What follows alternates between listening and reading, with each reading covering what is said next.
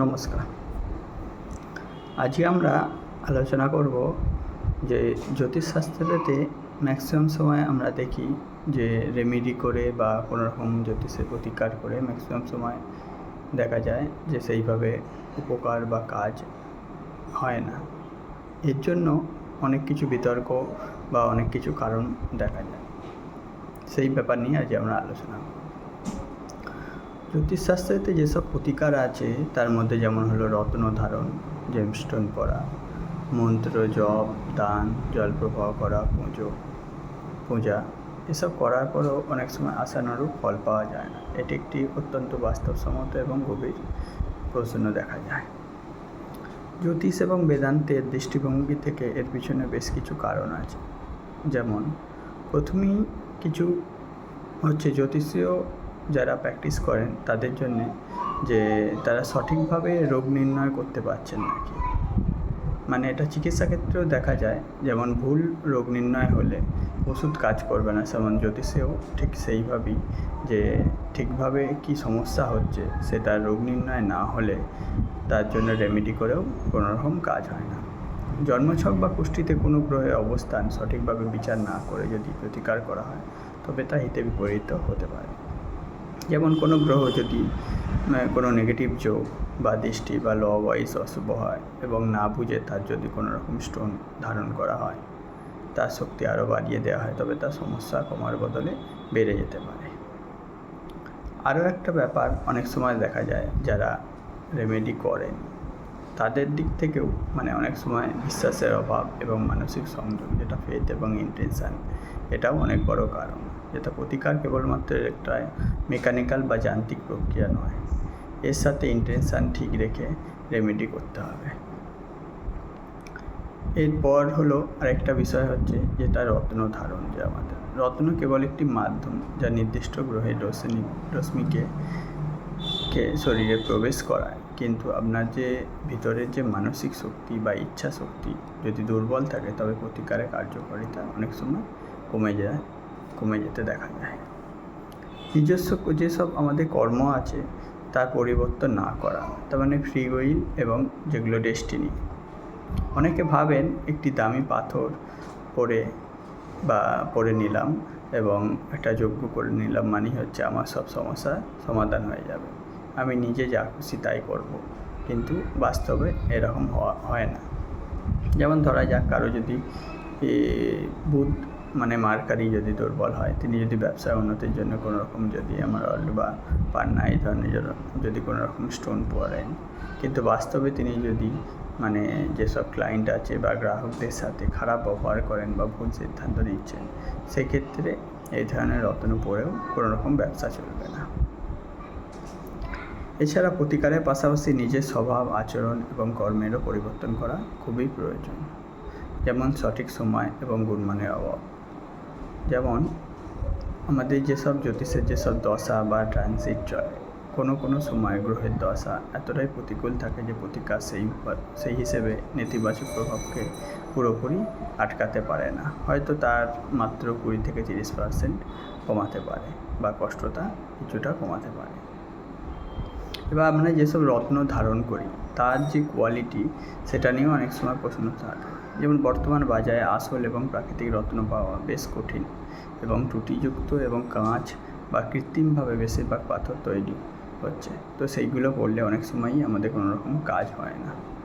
একই কথা খাটে ভুল সময়ে বা ভুল তিথিতে প্রতিকার করার ক্ষেত্রে। সংক্ষেপে বলতে গেলে যে প্রতিকার হলো ছাতার মতন এক সময়, যে আমাদের যে প্রকৃতি বা নেচারকে আমরা সবসময় কন্ট্রোল করতে পারি না। যেমন বৃষ্টি হলে আপনাকে ছাতা দিয়ে আমরা সেরকম বৃষ্টি থেকে বাঁচতে পারবো না, কিন্তু ছাতা দিয়ে অনেকটা প্রোটেক্ট রাখতে পারবো। এইভাবেই প্রতিকারগুলো অনেক সময় কাজ করে। আবার জেমস্টোন বা যেগুলো গ্রহরত্ন আমরা বলে থাকি, সেগুলো বহু বছর ধরে বা প্রাচীন সময় থেকে এগুলোকে রত্ন বলা হতো।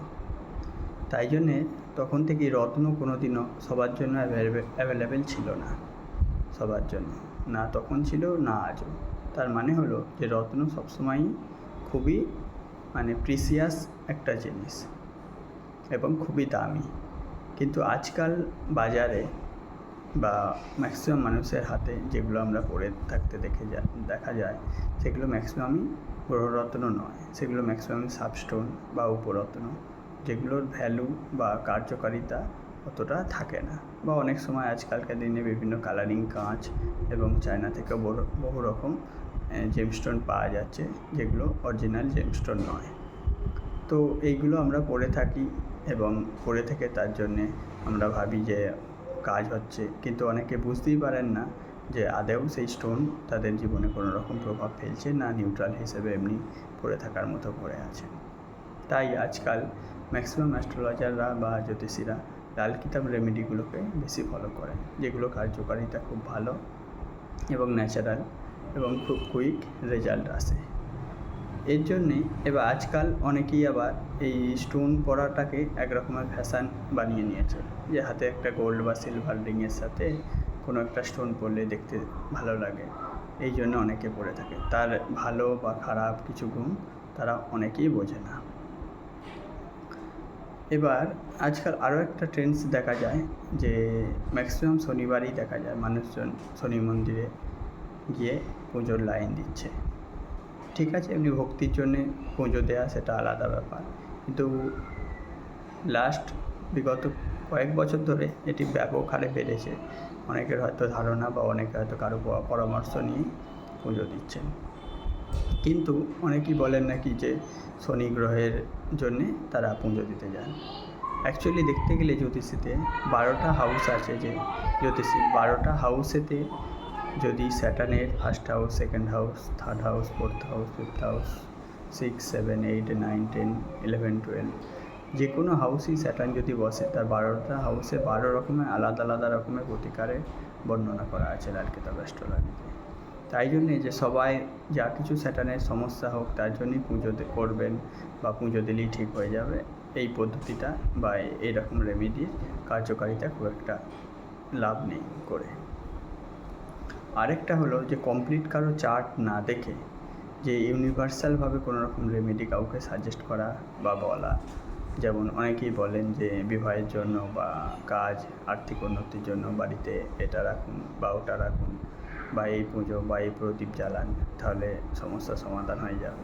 কোনো দিনই অ্যাকচুয়ালি এইরকম হয় না, কারণ প্রতিটা মানুষেরই জন্মছক আলাদা, তাদের জন্ম সময়, টাইম, প্লেস দিয়ে যে চার্টটা তৈরি হয় সেটা ইউনিক চার্ট, ঠিক আছে। তো তাই জন্যে নির্দিষ্ট সবার আলাদা আলাদা গ্রহযোগ আছে এবং আলাদা আলাদা কম্বিনেশান, প্ল্যানেটারি পজিশান আলাদা, তাই জন্য নির্দিষ্ট চার্ট না দেখে ইউনিভার্সালভাবে কোনো রেমেডি করে কোনো রকমভাবে কাজ হবে না। তাই জন্য সঠিকভাবে কাউকে দেখিয়ে বিচার করে কমপ্লিট চার্ট অ্যানালাইজ করে তবেই কোনো রকম রেমেডি করা উচিত সবার। ধন্যবাদ।